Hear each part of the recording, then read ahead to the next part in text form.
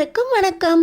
நம்ம அழகே அழகு சீரியலில் கோமதி, மீனா, ராஜி 3 பேருமே குன்னக்குடிக்கு கிளம்புறாங்க. போகும்போது சுரேஷுக்கு குன்னக்குடியில் ஏதோ வேலை இருக்கான். அப்படியே நான் அழகுமதியையும் என் ஊருக்கு கூட்டிகிட்டு போகிறேன். 2 பிள்ளைங்களும் ஒன்றுக்கு ஒன்று பேசாமல் இருக்காங்க. 2 பிள்ளைங்களும் அங்கே இங்கே போயிட்டு வந்தால் தானே அதுங்களுக்கும் ஒருத்தர் புரிஞ்சுக்கிறதுக்கு வாய்ப்பு கிடைக்கும் அப்படின்னு இந்த கோமதி ராஜலக்ஷ்மி ராகவன் கிட்ட கேட்க, ராஜலக்ஷ்மியும் அவ தான் பெரிய டீச்சர் ஆச்சே, காலேஜில் அவளுக்கெல்லாம் லீவு கொடுப்பாங்களா அப்படின்னு இந்த ராஜலக்ஷ்மி சொல்கிறாங்க. இப்போ நம்ம மலர் மதிக்கு காலேஜில் செமஸ்டர் முடிஞ்சிருச்சான், 10 நாள் லீவ் விட்டுருக்காங்களாம். இவங்க வீட்டுக்கும் போயிட்டு வந்தால் சுரேஷுக்கும் மதிக்கும் கொஞ்சம் பேசி புரிஞ்சு பழகிறதுக்கு வாய்ப்பு இருக்கும்ல அத்தா அப்படின்னு மலரும் சொல்கிறாங்க. இப்போ ராகவன் நம்ம சுரேஷ்கிட்ட, என்னடா உனக்கு காரைக்குடியில் என்ன வேலை அப்படின்னு கேட்குறாரு. இல்லைப்பா, போலீஸ் ஸ்டேஷனில் அங்கே ஒரு இன்வெஸ்டிகேஷன் கொடுத்துருக்காங்க, அதனால் ஒரு 2 நாள் அங்கே தங்க வேண்டி இருக்கும். அதை கோமதி அம்மாட்ட சொன்னவும் தான் அவங்க நாங்கள் ஊருக்கு கிளம்புறோம், அப்படியே எங்களையும் கூப்பிட்டு போய் விட்டுருங்க அப்படின்னு சொன்னாங்க. இந்த நேரத்தில் மதியையும் விருந்துக்கு கூப்பிட்டுட்டு இருக்காங்க, அதான் உங்கள்கிட்ட ஒரு வார்த்தை கேட்கலாமேன்னு வந்திருக்கோம் அப்படின்னு சுரேஷும் சொல்ல, சரி வேலை விஷயமா போகிறேங்கிற, அவங்களும் விருந்துக்கு வான்னு கூப்பிட்றாங்க. மதிக்கும் பரீட்சை லீவுன்னு தானே சொல்கிறா, கூட்டிகிட்டு போயிட்டு வா, ஒரு 2 நாள் தங்கி இருந்துட்டு வாங்க அப்படின்னு ராகவனும் ராஜலக்ஷ்மியும் பர்மிஷன் கொடுத்த உடனே கோமதிக்கு அவ்வளோ சந்தோஷம். சரிதான்னு, நான் இவங்க 2 பேரையும் கூட்டிக்கிட்டு இன்னைக்கு சாயந்தரமே கிளம்பிடுறேன் அப்படின்னு இப்போ கோமதி, மீனா, ராஜியோட நம்ம சுரேஷும் அழகுமதியும் குன்னக்குடிக்கு போகிறாங்க. இன்னொரு பக்கம் பார்த்தீங்கன்னா இந்த சக்திவேலும் குமாரும் எங்கள் அண்ணனை உன் பையன் கடத்தி வச்சிருக்கான் அப்படின்னு பண்ண ரகலையில் பாண்டியன் கதிருக்கு ஃபோனை போட்டு நாளைக்கு காலையிலே நீங்கள் இருக்கணும் அப்படின்னு ஆர்டர் போட்டதுனால கதிரும் முத்துவேலை கூட்டிக்கிட்டு குன்னக்குடிக்கு வராங்க.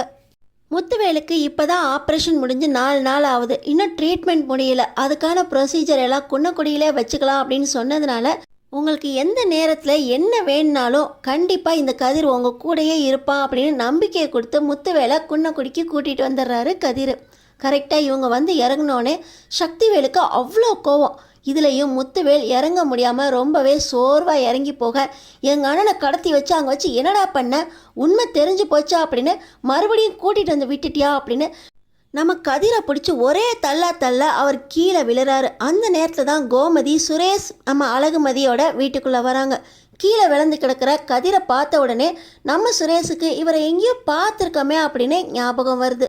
இந்த சக்திவேல் பண்ண அலப்பறையில் பாண்டியன் அப்போ தான் வெளியே வந்து பார்க்குறாரு. என் பிள்ளை மேலே கையை வைக்கிறதுக்கு நீ யாருடா அப்படின்னு சொல்லி சக்திவேல் மேலே பாண்டியன் கை வைக்க போக, அந்த நேரத்தில் குமார் வந்துட்டு எங்கள் அப்பா மேலே கை வைக்க வரீங்களா அப்படின்னு 2 குடும்பத்துக்கும் அடிதடி நடக்குது.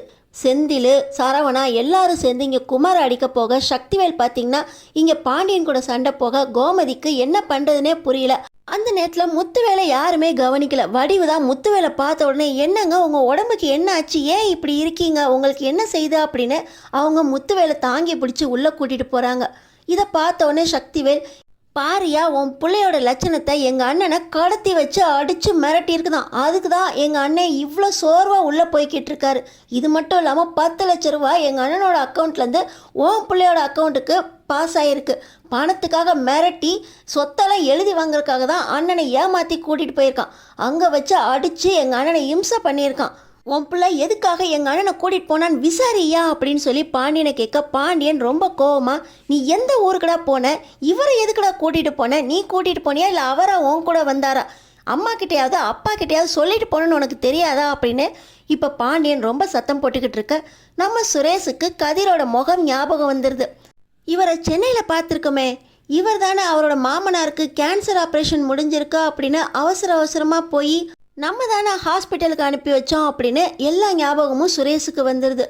கதிர் முத்துவேலை பற்றி எந்த உண்மையுமே சொல்லாமல் இருக்க பாண்டியனுக்கு கோவம் வருது. எந்த ஊருக்கு போனேன்னு கூட சொல்லாமல், எதுக்காக அவரை கூட்டிகிட்டு போனேன்னு கூட சொல்லாமல், எதுக்குடா இப்படி சிலை மாதிரி நிற்கிறா அப்படின்னு பாண்டியன் கதிரை அடிக்கவே போயிடுறாரு.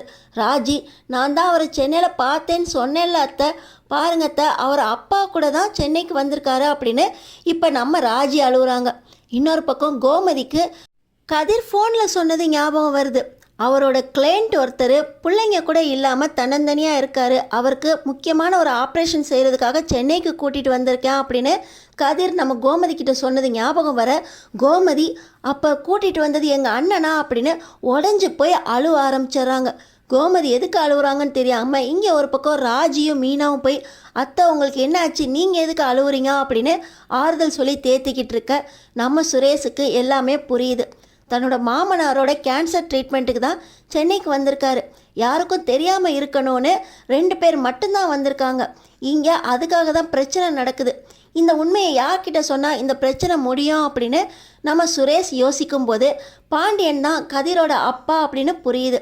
இப்போ பாண்டியன் கிட்ட நான் உங்ககிட்ட கொஞ்சம் தனியாக பேசணும், நான் அம்பத்தூர் எஸ்ஐயாக இருக்கேன், நான் முக்கியமான விஷயம் பேசணும், கொஞ்சம் வாங்க அப்படின்னு சொன்னானே. தனியாக பேசுகிற அளவுக்கு உனக்கு என்னப்பா இந்த விஷயத்தை பற்றி தெரியும் அப்படின்னு சொல்லி பாண்டியன் கேட்க, சார் கொஞ்சம் தனியாக வாங்க அப்படின்னு நம்ம சுரேஷ் சொல்ல பாண்டியனும் அவர் வீட்டுக்குள்ளே கூட்டிகிட்டு போகிறாங்க. இந்த நேரத்தில் பார்த்தீங்கன்னா சுரேஷ் பாண்டியன் கிட்ட கதிரோட மாமனாருக்கு கேன்சர், அந்த ட்ரீட்மெண்ட்டுக்காக தான் கதிர் யாருக்கும் தெரியாமல் சென்னைக்கு கூட்டிகிட்டு வந்து ட்ரீட்மெண்ட் எடுத்தார்.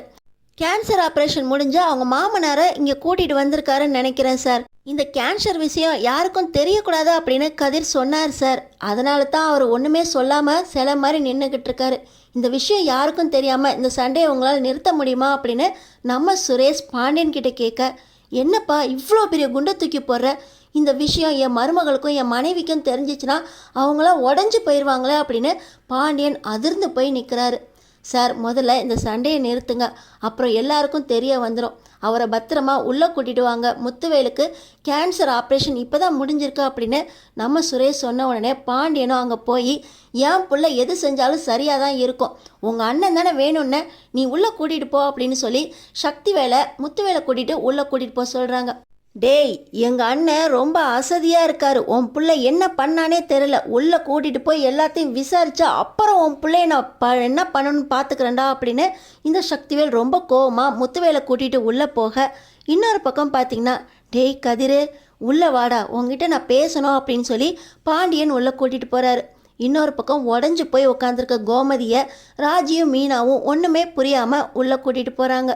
இன்னொரு பக்கம் ராஜிக்கு ஒரு சந்தேகம், சென்னையில் நான் இவரை பார்த்தேன், அப்பா கூட இவன் எதுக்கு சென்னையில் வந்தான் அப்படின்னு கதிர்கிட்ட கேட்குறதுக்காக ராஜி ஒரு பக்கம் கதிரை கூப்பிட, இன்னொரு பக்கம் பாண்டியன் கதிரை கூப்பிட்டு நான் உங்ககிட்ட பேசணுண்டா, நிறைய கேட்குறதுக்கு இருக்கா அப்படின்னு சொல்லி அவர் ஒரு பக்கம் கூப்பிட, இன்னொரு பக்கம் கோமதியும் கதிர்கிட்ட நானும் முக்கியமான விஷயம் பேசணும் அப்படின்னு கோமதி ஒரு பக்கம், ராஜி ஒரு பக்கம், பாண்டியன் ஒரு பக்கம், எல்லாருமே கதிர்கிட்ட கேள்வி கேட்கறதுக்காக தயாராக இருக்க நம்ம சுரேஷ் கதிரை கூட்டிகிட்டு போய் உங்களோட விஷயம் யாருக்கும் எதுவும் தெரியாமல் நான் பார்த்துக்கிறேன், இந்த விஷயத்தில் யாரும் உங்களை எதுவும் கேட்க மாட்டாங்க, நீங்கள் உங்கள் மாமனாருக்கு உடம்பு சரியாகிறதுக்கு அடுத்தடுத்து என்ன செய்யணுமோ அதை பாருங்க அப்படின்னு சுரேஷ் உதவி செஞ்சுட்டு எல்லார் முன்னாடியும் கதிர் சென்னைக்கு வேலை விஷயமாக தான் வந்திருந்தார், எங்கள் டிபார்ட்மெண்ட்டுக்காக தான் அவர் கார் ஓட்டுறதுக்காக வந்திருந்தார்.